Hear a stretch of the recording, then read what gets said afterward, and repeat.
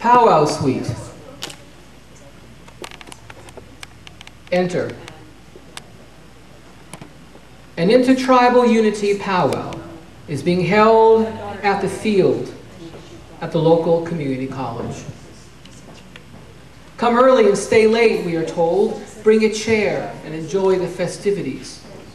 It advertises $10,000 in prizes for dancers, education in tribal heritage, and a spectacular grand entrance. We pay $5 each to get in at a booth run by the Boy Scouts of America. We enter along into the Indian world.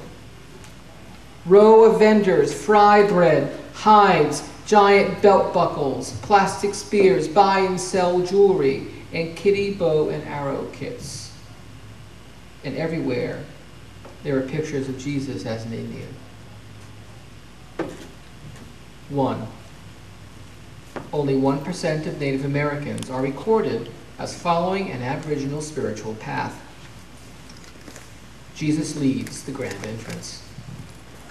It is grand entrance, and the participants enter in silver and feathers. Headdresses and hides flow over iridescent polyester dresses and buckskin pants and flashing flag buckles.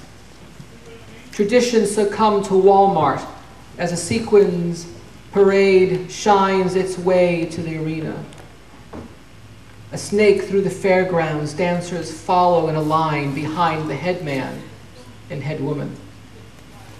In beaded regalia, they lead the troops of nostalgia and Indian style.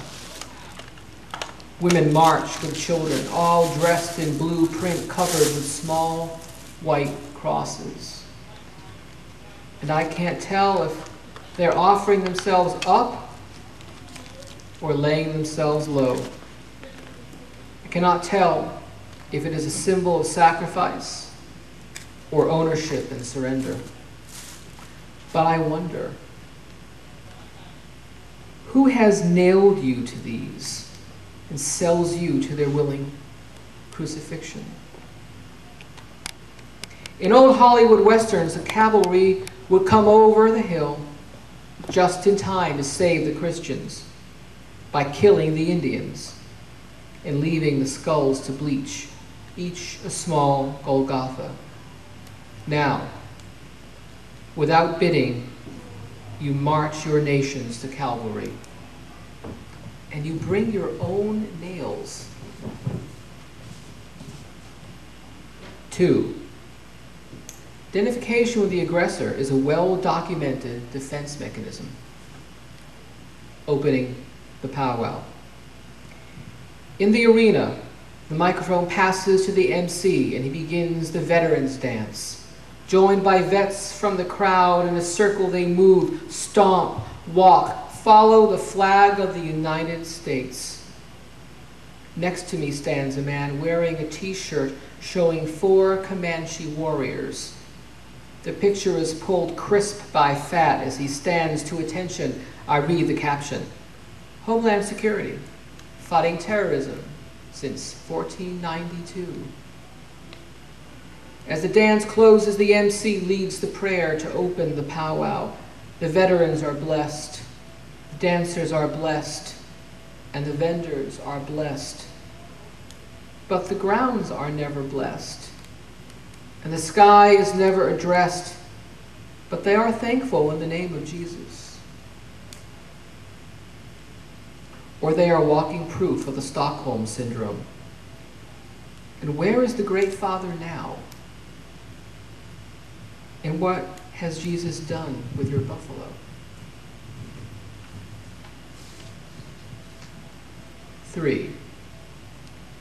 By 1885, the government estimated only 200 buffalo were alive in the wild. Sawhorse buffalo guards coyote. Spotted Pony Traders has a sawhorse out front higher than your head, longer than your father's body. It takes the place of the bone and integrity of a buffalo whose skin rides the horse.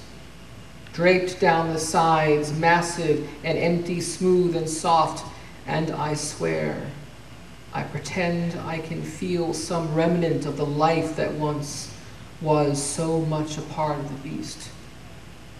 Hanging lifeless, one could hardly picture it herding across the plains as creatures of beating heart and pounding hoof. One could scarcely imagine it a sawhorse hide. Inside the booth, faces, fox faces, raccoon faces, coyote faces. $5 each and 2 for $8. I never pick one up, but lay my eyes, my hand on the table. Atop the tipping piles of faces, feel the fox nose, another kind of skin. Feeling the ears and finding an opening, my finger slips inside. I realize this is where the brain was, the seat of the living, once breathing fox. I never touched the coyote. 4.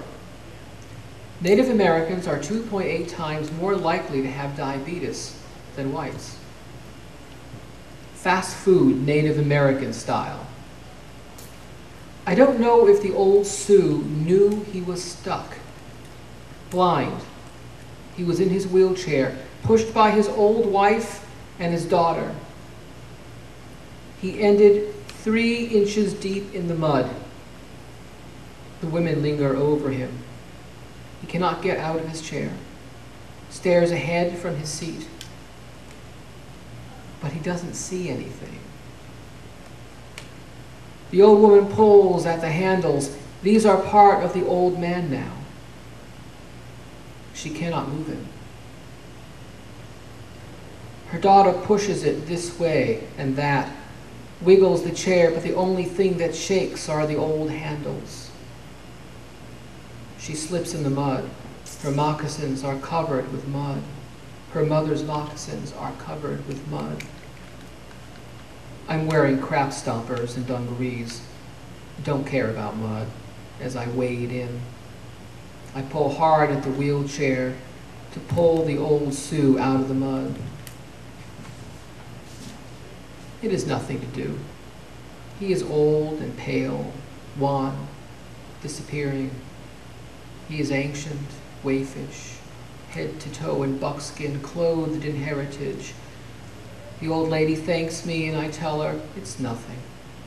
It was nothing to do.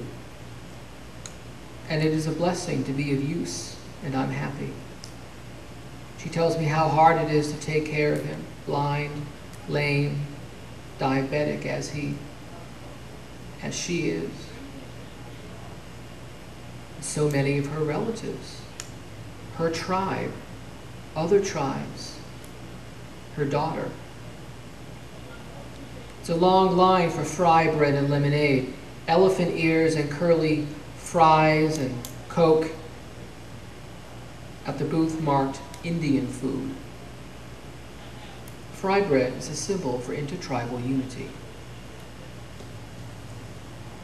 Exit. We are admonished to come early for the grand entrance and stay till dark for the exit.